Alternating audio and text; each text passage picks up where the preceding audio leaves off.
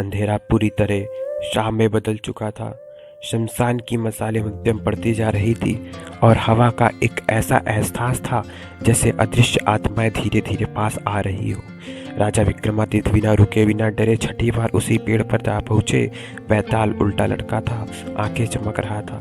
राजन, तुम जितनी कहानियां सुन रहे हो उतना ही बड़े सत्य की तरफ खींचे जा रहे हो, पर क्या तुमने खुद को तैयार मानते हो? विक्रम बोले, मैं वचन निभाऊंगा, शुरू करो। बैताल की आवाज में इस बार एक गहरा गंभीर कंपन था। बहुत समय पहले तामशपुर नामक एक राज्य था। वहाँ एक चमत्कारी दर्पण रखा था, सत्य दर्पण। कहा जाता था कि जो भी उसमें देखता था उसकी बाहरी नहीं भीतरी स्वरूप दिखती थी। राजा उस दर्पण का उपयोग यह जानने के लिए करते थे कि कौन दगाबाज है, कौन सच्चा। एक दिन राजमहल के द्वार पर एक अनजान युवक आया। असंभव एक साधारण यात्री। उसके साथ एक वृद्ध पुरुष था, धीरज, जो कहता था कि युवक भाग्य से नहीं राजा बनेगा। राजा चकित हुए। उन्होंने कहा, यदि ऐसा है तो सत्य दर्पण में देखा जाए। दर्पण के आगे 3 लोग खड़े हुए। पहला युवराज भास्कर, बुद्धिमान पर भीतर महत्वाकांक्षा उफनती थी। दूसरा सेनापति बलवीर, अत्यंत साहसी पर गर्व से भरा हुआ। तीसरा अनजान युवक, असंभव शांत, विनम्र और विचारहीन सा। राजा बोले, जो भी सत्य दर्पण की परीक्षा पास करेगा वही उत्तराधिकारी होगा। परीक्षा के 3 चरण थे। पहली परीक्षा, कलुष का प्रतिबिंब। भास्कर दर्पण के सामने खड़ा हुआ। दर्पण में उसका स्वरूप विकृत होकर दिखाई दिया। आंखों में लालच, मन में द्वंद्व। राजा समझ गया कि युवराज अभी योग्य नहीं। अब सेनापति बलवीर खड़ा हुआ। दर्पण में उसका प्रतिबिंब 2 हिस्सों में बट गया, एक वीर, दूसरा अत्याचारी। राजा ने सिर झुका लिया।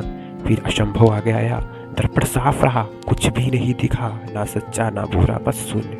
राजा चौंके, यह कैसे संभव है? वृद्ध धीरज बोला, यह शून्य इसलिए है क्योंकि इसका मन अभी स्वयं को जानने की यात्रा पर है। यह ना पवित्र है ना अपवित्र, यह भी मिट्टी है और मिट्टी में राजन भी बन सकता है और राक्षस भी। दूसरी परीक्षा, करुणा की अग्नि। वन में आग लगी थी। तीनों को बचाव के लिए भेजा गया। भास्कर सोचा, जनता मुझे राजा मानेगी। वह कुछ लोग को बचाकर लौट आया। बलवीर आगे से लड़ता रहा पर अनेक लोगों को बचा ना पाया और घायल होकर लौट गया। असंभव सबसे अंत तक लौटा। उसने घायल को कंधों पर रखकर, बच्चे को सीने में लटकाकर, बूढ़ों को हाथों से पकड़कर बचाया। उसकी सांस टूट रही थी पर वह रुका नहीं। तीसरी परीक्षा, स्वयं का निर्णय। राजा ने पूछा, असंभव, क्या तुम राजा बनना चाहते हो? उसने कहा, नहीं, यही सच है कि मैं बनूंगा तो समय स्वयं मुझे ताज देगा, और यदि मैं योग्य नहीं हुआ तो यह ताज किसी और को दे देना ही न्याय है। राजा मौन रह गया। बैताल ने अचानक विक्रम से पूछा, राजन, अब आप बताओ, राज्य का उत्तराधिकारी वास्तव में कौन होगा, भास्कर, बलवीर या असंभव? विक्रम बोले, असंभव, क्योंकि उसने सत्ता नहीं चाही और जो सिंहासन की चाह नहीं रखता वही